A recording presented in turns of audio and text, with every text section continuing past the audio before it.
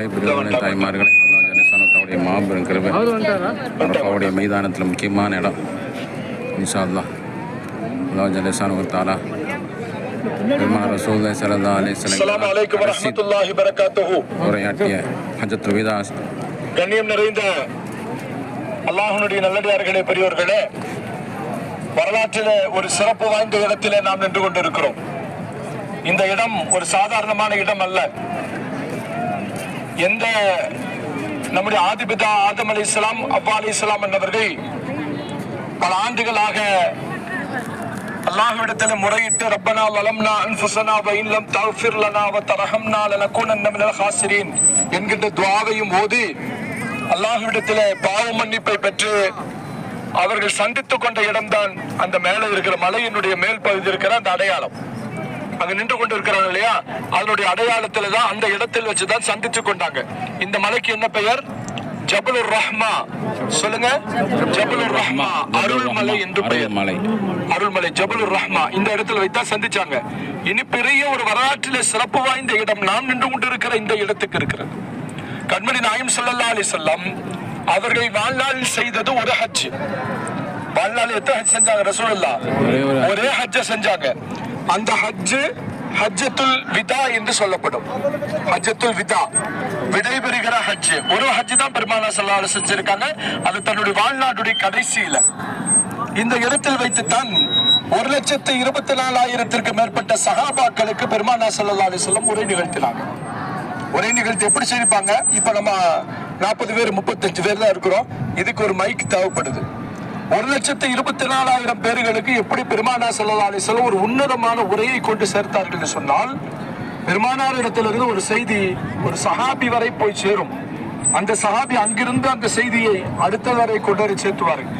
இப்படி 1,24,000 மேற்பட்ட எல்லா சஹாபாக்களுக்கும் இந்த நுபுவத்தினுடைய செய்தி போய் சேர்ந்தது.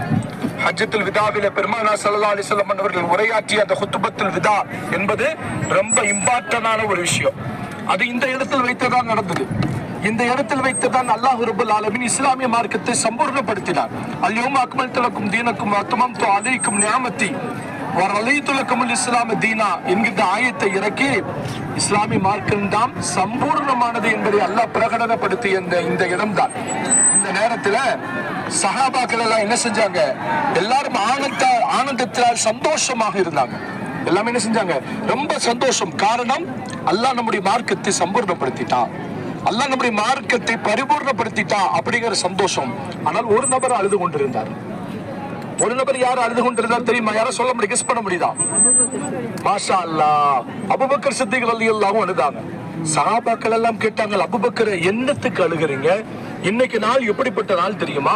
அல்லாஹ் நம்முடைய மார்க்கத்தை சம்பூர்ணப்படுத்தி இருக்கிறானே, இது மகிழ்ச்சியானது அல்லவா? ஒரு பெருநாளை போல கொண்டாட வேண்டிய விஷயம் அல்லவா?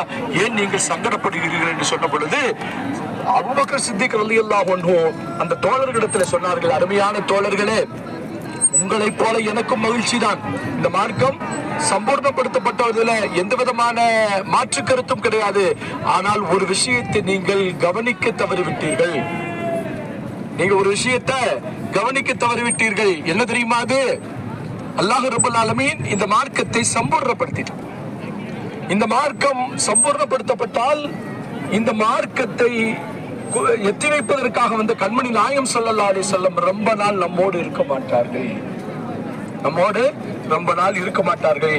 இப்ப இது நடக்கிற இந்த மாசம் சொல்லுங்க, அது நடந்த மாசம் ஹஜ்ஜுடைய மாசம். என்ன மாசம்? துல் ஹஜ் மாசம். அடுத்து வர்ற மாசம் என்ன மாசம்? முஹர்ரம் மாசம். இப்ப முஹர்ரம் மாசம். அதுக்கு அடுத்த சஃபர்ல கண்மணி நாயகம் ஸல்லல்லாஹு அலைஹி வஸல்லம் நோய் வைக்கப்பட்டாங்க.